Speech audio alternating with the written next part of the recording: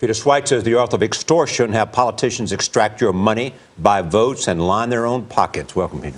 Thank you. Thanks. How widespread is this? It's an enormous problem, and I think it's only going to get worse because it's very lucrative. It's a way to subsidize your lifestyle, and we've entered a situation where the political economy in Washington is, yes, it's about influence, but it's increasingly about extortion, where companies or individuals feel like they have to contribute even if they don't necessarily want to. And how will the attention you and Steve and other news outlets are giving to this change it? Well, it's only going to change if the people that are in charge of the reforms, namely the politicians, get enough pressure in order to change them. That's going to be key. This is a classical example of self-regulation by politicians. They get to write their own rules. The rules that apply to us don't necessarily apply to them. So I think with public pressure and with attention, hopefully they'll be embarrassed or shamed into making the kind of reforms and changes that they should make. There is one bill in the Senate by a Republican who currently has no co-sponsor, so there's no appetite apparently to change this at all.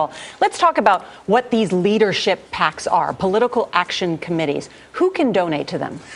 Pretty much anybody can, but largely the donations come from corporate or labor union political action committees or for lobbyists. Generally, members of Congress don't go back to their home districts and say, hey, I've got this slush fund, I need you to make contributions. So it's very much the insider's game. So hypothetically, there is a lawmaker who is on a defense committee. I have business before them. I can give $10,000 to that leadership PAC, and then that member of Congress can use that money virtually any way they want. That's right. I mean, the way to think about leadership PACs is it's like having basically a second pocket.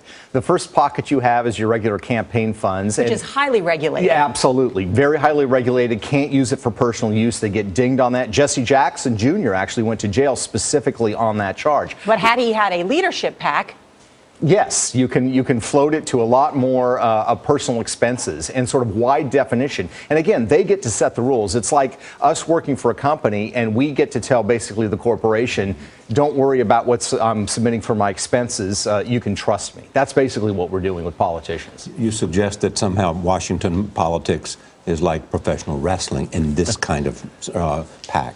Yes, that's right. I think we have to start looking at Washington, D.C. as a political economy. And what is the incentive structure? The incentive structure in terms of making money, politicians raising money, politicians getting perks, it's not towards solving and fixing problems. There's actually not a lot of money to be made that way. You make money with conflict, you make money with division, and you make money by not fixing problems. So I argue it's like professional wrestling. You think that these two sides really, really hate each other, but in reality, they're kind of business partners together. These leadership PACs are set up with the idea that you would then give money to help elect other people in your same party. You would donate them. Right. And yet you go detail through detail throughout this book. It's rich with detail about how most of these PACs, or in some cases, they give more money to golf outings than they do to other candidates in their own party. Yes, no, that's exactly right, Nora. And What's I think the most egregious example? Well, there are numerous examples that we highlighted in 60 Minutes and that are in the book. But you have golfing trips. Some members of Congress, spent literally more than $100,000